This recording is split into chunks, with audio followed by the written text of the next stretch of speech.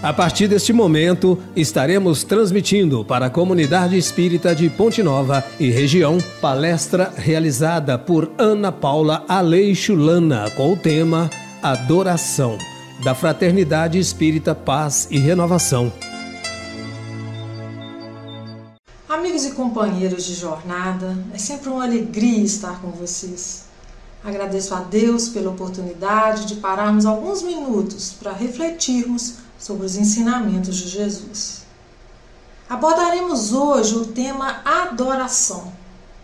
Adoração é uma das leis morais tratada na parte terceira do Livro dos Espíritos. Numa das questões que tratam desse assunto, questão 652, Kardec pergunta aos benfeitores espirituais se podemos considerar a adoração como uma lei natural. E eles respondem que sim, a adoração é um sentimento natural inato no homem e por isso vamos encontrá-la entre todos os povos. E é verdade. Se vasculharmos os primórdios da humanidade, lá nos tempos das cavernas, vamos encontrar o homem adorando o fogo, o sol, o trovão, achando que estavam adorando ao Criador, a Deus. Porque eles tinham uma noção muito restrita de Deus. E já atribuíam a ele muito poder, então o associavam às grandes forças da natureza. Já um pouco mais avançados nas civilizações antigas, encontramos os egípcios, os persas, os hindus adorando uma variedade de deuses, todos, sem exceção, associados aos aspectos materiais da vida, como a fertilidade, a guerra, a agricultura e muitos outros. Mas em uma dessas civilizações antigas, percebemos uma noção um pouco mais justa de Deus. Estamos falando do povo hebreu, que acreditava que Deus era único e o chamavam de Yahvé. Então, a adoração sempre existiu ao longo da história da humanidade, refletindo essa eterna busca espiritual do homem, a busca pelo sentido da vida, a busca pela conexão com o divino. O desejo por essa conexão com Deus nos fez cometer os mais absurdos atos para adorá-lo. Nos primeiros capítulos da Bíblia, vamos encontrar Caim e Abel, os filhos de Adão e Eva, adorando a Deus com oferendas. Caim leva a Deus os frutos da terra e Abel o oferece a sua mais bela ovelha. Achando que Deus agradou mais da oferenda do irmão, Caim, enciumado, mata Abel com uma pedrada. Algumas gerações depois, vamos encontrar Abraão, o grande patriarca hebreu, subindo o monte Moriá para adorar a Deus. E como prova da sua fé extrema, leva o seu próprio filho Isaque para oferecê-lo em sacrifício. Com o passar das gerações, nossa visão de Deus, graças a Deus, vai evoluindo, né? Juntamente conosco. Vamos ver já um tempo depois, Moisés subir ao Monte Sinai para adorar a Deus, mas sem outras oferendas que não a própria alma inquieta. Olha a evolução. E lá Deus, utilizando a sua mediunidade, vai ditar 10 leis universais, que vão ser gravadas em tábuas de pedras. É o que nós conhecemos como os 10 mandamentos. Está lá no livro Êxodo. Enquanto Moisés estava lá no Monte Sinai, recebendo as leis divinas, sabe o que o seu povo estava fazendo cá embaixo, no pé da montanha? Adorando um bezerro de ouro. Eles juntaram todo o ouro que saquearam dos egípcios durante a fuga do cativeiro, derreteram e fizeram uma enorme estátua em forma de bezerro e estavam lá ao redor dele fazendo rituais de adoração. Quando Moisés desce do monte e vê aquilo, ele enlouquece de raiva e fica muito bravo e acaba atirando as tábuas de pedra no chão e quebra tudo. Ele arma uma fogueira, joga o bezerro na fogueira, queima o bezerro, derrete tudo e não sobra mais nada. E o povo, muito assustado, vai recolher e juntar os pedaços daquelas tábuas de pedra. E lá eles vão ler a primeira das 10 leis. que fala assim: não farás para ti imagem de escultura, nem semelhança alguma do que há em cima nos céus, nem embaixo na terra, nem nas águas debaixo da terra. Não as adorarás, nem lhes dará culto, porque eu sou o Senhor e o teu Deus. Daí em diante não teve mais bezerro de ouro ou quaisquer outras estátuas. Os hebreus passaram a adorar as tábuas da lei, que mais tarde dariam origem ao livro sagrado, a Torá. E após perambular com esse povo 40 anos no deserto, Moisés finalmente os leva às portas da terra prometida, que era Canaã. E curioso é que o próprio Moisés não chegou a entrar na terra prometida. Ele chegou lá muito velho e morreu antes de entrarem em Canaã. Os hebreus vão expulsar os moradores de Canaã, que chamaram, conhecidos como os cananeus, e vão se instalar naquela terra, se organizando, se dividindo em 12 tribos, cada uma com o nome de um dos filhos de Jacó, que foi neto de Abraão. Vão mudar o nome do território de Canaã para Israel, que é o nome que Deus deu a Jacó. E então o povo hebreu vai passar a ser conhecido como israelitas, ou seja, os habitantes de Israel. Sonho realizado. Agora era um povo livre, vivendo na terra prometida, como uma família do grande patriarca Jacó. Enfim, paz. Só que não. Porque aí vão começar a aparecer as divergências internas entre as tribos. E os inúmeros conflitos entre eles acabaram por dividir a terra prometida. No território do norte, que abrigava 10 tribos, que eles chamaram de Samaria, e seus moradores eram conhecidos como samaritanos. E o território do sul, formado por 2 tribos, de Judá e Benjamim, que eles chamaram esse território de Judeia, e seus habitantes eram os judeus. Um tempo depois, por volta de 722 a.C., a Samaria, o território do norte, foi invadido pelos assírios. E eles se instalaram lá junto dos samaritanos. Com o tempo, acabaram se misturando e absorvendo a cultura um do outro. Aos olhos da tribo do sul, dos judeus, isso foi um sacrilégio. Porque os samaritanos, ao se misturarem com os assírios, na visão dos judeus, se tornaram impuros. Porque o orgulho deles não admitia a mistura de raças. Eles se consideravam uma raça superior, escolhida por Deus. E é este o motivo do desprezo que os judeus tinham pelos samaritanos, que nós vamos ver em várias passagens do Evangelho. A invasão dos assírios acabou por gerar uma divisão no território do norte, na Samaria, dando origem à Galileia, que ficou mais ao norte. Então, na época de Jesus, o território de Israel se achava dividido em 3 partes: a Galileia ao norte, a Judéia ao sul e no centro a Samaria. Apesar de divididos, os descendentes de Abraão mantinham firme a tradição de adorar a Deus, especialmente os habitantes do sul, os judeus. Eles construíram um enorme e suntuoso templo em sua capital, Jerusalém, que se tornou um local sagrado para todos os israelitas. Pelo menos uma vez por ano era obrigatório prestar adoração a Deus nesse templo em Jerusalém. Só que como os samaritanos eram desprezados pelos judeus e muitas vezes proibidos de entrar em Jerusalém, eles vão construir um templo num monte lá na terra deles, na Samaria, um monte conhecido como Garizim, e lá eles vão fazer as suas adorações. Pois bem, certa feita, Jesus sai de Jerusalém, na Judéia, no sul, para retornar a Cafarnaum, na Galileia, no norte. A estrada principal, nesse trajeto, passava por Jericó, percorrendo ali o Rio Jordão. Mas havia um outro caminho, pouquíssimo utilizado pelos judeus, que passava na região de Samaria. E Jesus vai escolher naquela ocasião, justamente esse caminho que passava pela Samaria. Então era mais ou menos meio-dia, um sol escaldante. Jesus e os seus discípulos já muito cansados da caminhada desde a manhã. Então eles chegam a uma aldeia na Samaria chamada Sicar.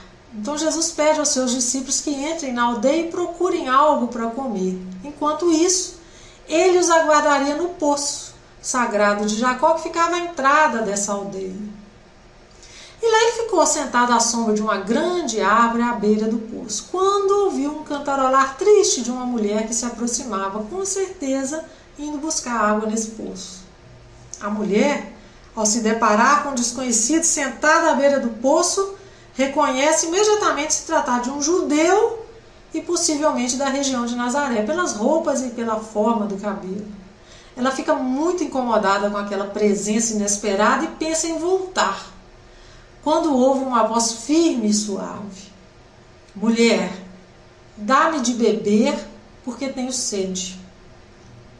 Surpresa, ela responde: mas como tu, um judeu, me pede de beber? Eu que sou mulher e samaritana. Porque isso era uma condição impensada para a época. Um homem conversar com uma mulher em público e um judeu puxar assunto com um samaritano. Ainda mais para lhe pedir algo. Porém, em meio a todas as improbabilidades, se inicia ali um dos mais ricos diálogos do Evangelho. E vai ser registrado lá por João capítulo 4. Infelizmente, nós vamos ter que pensar desse diálogo somente a parte que se refere à adoração por causa do tempo, né? A mulher samaritana conversa muito tempo com Jesus e reconhece nele um sábio, um profeta. Então ela lhe pergunta: nossos pais adoravam a Deus aqui, no Monte Garizim, no templo erguido pelo sacerdote. O teu povo judeu diz que devemos adorar a Deus lá no Monte Sião, onde se ergue o grande templo de Jerusalém. Eu te pergunto, profeta, onde devemos adorar a Deus? E Jesus vai esclarecer a ela e a todos nós. Ele fala assim: mulher, hora chegará em que Deus não será adorado nem no templo no Monte Sião, nem no templo no Monte Garizim. Porque Deus não habita em templos de pedra. Deus será adorado em espírito e verdade dentro de cada coração.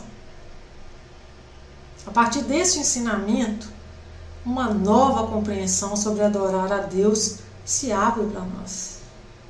Adorar a Deus em espírito e verdade dentro do coração. Não mais locais circunscritos, altares de ouro, vestes imponentes, rituais, oferendas, sacrifícios. Não mais dia, hora e local determinados para adorar, mas uma vida de adoração. Todos os nossos pensamentos, sentimentos, palavras e ações devem ser um ato de adoração a Deus. O nosso respirar deve ser um ato de adoração a Deus. Eu adoro o conceito de adoração que veio de um pastor chamado Anderson Cássio de Oliveira. Ele fala assim: adoração é mais do que se agitar dentro de um templo. É sacudir o mundo com uma vida que agrade a Deus. E aqui nós vamos fazer um parêntese para diferenciar adoração e idolatria. Adorar é um ato de reverência, de devoção, de reconhecimento, de gratidão ao Criador do universo. Idolatrar é adorar ídolos falíveis, transitórios, perecíveis, atribuindo-lhes erroneamente características divinas. Nesse contexto, a idolatria ultrapassa a adoração de imagens e alcança um outro patamar. Alcança também, por exemplo, a avareza, que é a idolatria a coisas, como ouro, dinheiro. Alcança o narcisismo, que é a idolatria a si mesmo. O mito de Narciso é muito interessante, né? É um mito grego. Narciso era tão belo e vaidoso que, após desprezar inúmeras pretendentes, ele acabou se apaixonando pelo próprio reflexo e morreu de fome e de sede à beira da fonte, onde ele via sua imagem refletida. O mito tem um significado simbólico muito grande. Ele serve como um conto de advertência para nós contra o nosso egoísmo e a nossa vaidade exacerbada. E eu te pergunto agora, o que você adora? Cuidado! A idolatria invariavelmente leva à decepção e desilusão. Adorar o que é falível e perecível é fixar âncoras num terreno arenoso. Adore o que é perfeito, imutável, eterno. Somente Deus é digno de adoração, como nos advertiu Moisés. Numa análise superficial, nós podemos até imaginar um Deus vaidoso e ciumento, né? Que estabelece para Deus assim: olha, não adore imagens, adore a mim, eu que sou o seu Senhor. Mas não é nada disso. Trata-se apenas de um Deus cuidadoso e amoroso que deseja nos atrair para Ele. E Jesus vem nos explicar essa lei de adoração lá no Sermão da Montanha, quando Ele vai falar assim: onde estiver o vosso tesouro, ali também estará o vosso coração. Isso é a tradução da lei de adoração. Jesus está nos mostrando que nós vamos ser atraídos, nós vamos viver no ambiente, nas circunstâncias daquilo que valorizamos. Em resumo, que vamos nos tornar aquilo que adoramos. Imaginemos uma pessoa que adora droga. Sua aparência com o tempo se assemelha à droga que ele adora. Um usuário de crack, de bebida alcoólica, de cigarro, ele reflete nele aquilo que ele adora de forma inconfundível. Porque nós exalamos, nós refletimos aquilo que adoramos. Atualmente é muito comum a adoração desmedida por personalidades da música, do filme, das artes em geral. Os fãs se vestem como ídolo, falam e pensam como seus ídolos, chegam ao cúmulo de se submeterem a cirurgias plásticas para ficarem parecidas com o ídolo. Seguem cada passo da vida de seus ídolos pelas redes sociais. Quem são nossos ídolos? Quem nós seguimos? Queremos nos tornar divinos, perfeitos? Então adoremos a Deus sobre todas as coisas, até refletirmos em nós a imagem dele. Palavras de Jesus no Sermão do Monte também. Ele fala: brilhe a vossa luz diante dos homens, para que eles vejam suas boas obras e glorifiquem Deus. Ou seja, quando espalharmos luz e boas obras, as pessoas darão glória a Deus pela nossa existência, porque nós lembraremos Deus, porque nós refletiremos Deus, nos tornaremos um instrumento dele e começaremos a refletir em nossas ações. É isso que acontece com quem ama a Deus sobre todas as coisas, se torna divino. Vamos lembrar um diálogo de Jesus e Filipe, está registrado lá em João capítulo 14. Filipe fala assim para Jesus: Senhor, mostra-nos o Pai. E Jesus, espantado, fala para ele assim: uai, Filipe, eu estou há tanto tempo convosco e você não tem me conhecido, Filipe? Quem vê a mim, vê o Pai. E como que você está pedindo para mim te mostrar o Pai? Porque Jesus refletia o Pai. Por isso até essa confusão nas religiões, que ele é Deus, né? Porque como ele adorava a Deus sobre todas as coisas, ele refletia Deus em si próprio. Não nos diz a Escritura que nós fomos criados à imagem e semelhança de Deus? Então precisamos adorá-lo para que isso se glorifique, para que isso se torne real. E nós vamos adorar a Deus em nosso templo íntimo, em nosso coração. Se temos necessidade de ídolos, ou seja, de adorar coisas falíveis e perecíveis, de heróis, que sejam os grandes mestres da humanidade. Qual o maior deles? Questão 625 do Livro dos Espíritos, Jesus. São personalidades como Jesus, como Maria, como Paulo de Tarso, como Francisco de Assis, que nós devemos seguir. E não é ser seguidores de Instagram, que sabem onde moram os ídolos, que gostam de comer, de beber, de vestir, com quem estão namorando. Não, não se trata desses aspectos materiais.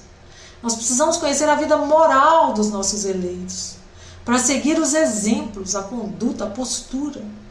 Pouco me acrescenta conhecer onde Jesus nasceu, onde morreu, por onde caminhou. Mas sim, como ele amou, como perdoou, como transformou vidas, para então segui-lo, amando como ele amou, perdoando como ele perdoou, vivendo como ele viveu. Um famoso artista declarou em uma música famosa: Meus heróis morreram de overdose. Diferente dele, o meu herói morreu sóbrio e sereno numa cruz, oferecendo para o mundo, para mim e para o mundo, um caminho, uma verdade e uma vida plena. Quem é o seu herói? Escolha bem, porque você se tornará semelhante a ele. Que Jesus seja o nosso modelo e guia, e que saibamos adorar e glorificar a Deus todos os dias de nossa vida. Muita luz e muita paz a todos. Obrigada.